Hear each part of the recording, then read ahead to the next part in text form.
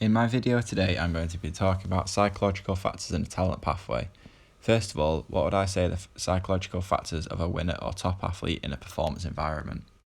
The psychological factors that make a winner or top athlete are called PCDs, which stand for Psychological Characteristics of Developing Excellence. The PCDs of a winner and top athlete are commitment, focus and distraction control, realistic performance evaluation, self-awareness, coping with pressure, planning and self-organisation, goal setting, quality practice and effective imagery according to McNamara et al. 2010. Furthermore, in the development environment, athletes need these PCDs that top performers have to be able to develop and become a top athlete, as without these they would not be able to become a top athlete in a performance environment. So how can we develop these psychological characteristics? We can develop these by giving these young athletes extremely difficult obstacles to overcome, which is called stretch codes, and get them out their comfort zones to see if they have the mental attributes and psychological characteristics to keep going, even though they may feel they can't do something and thrive when times are tough. In addition, in the development environment, often these young athletes don't have to tackle obstacles and are instead handed everything on a plate. And a quote from Lohman 1995 says, "The real crime of our education system is not that it bores bright children, but it does not teach them to cope with challenges." And despite this quote being 25 years ago, I believe this statement is still accurate. This is why we need to get these young athletes to experience setbacks and overcome and thrive through the obstacles to reach the top. So, do young athletes need to experience trauma to develop? I believe they do. Now, trauma can be experienced in several ways over an athlete's career. A common and sadly somewhat unpreventable trauma or setback is injuries.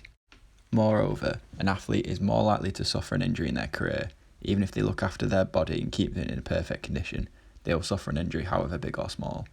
Athletes therefore need to learn how to come back from an injury and perform in the same way they did before the injury.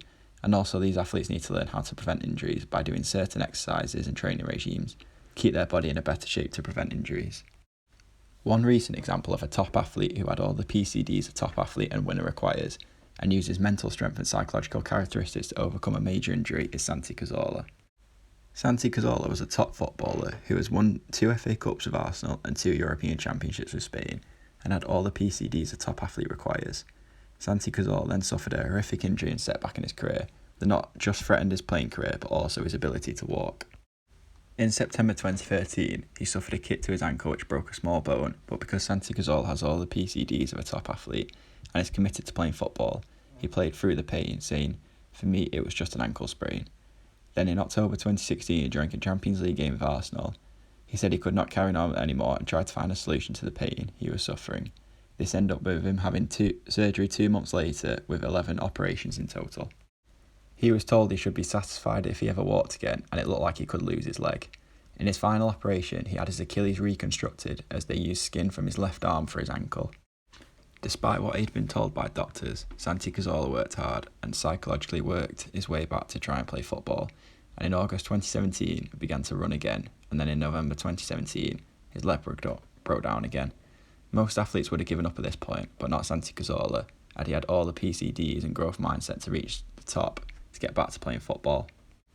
Then on August 18th, 2018, after 666 days out, Santi Cazorla defied all the odds and played football again in a match with Villarreal. He is now as good as back to the athlete he was and is continuing to play in Spain's top division and has also represented his country again.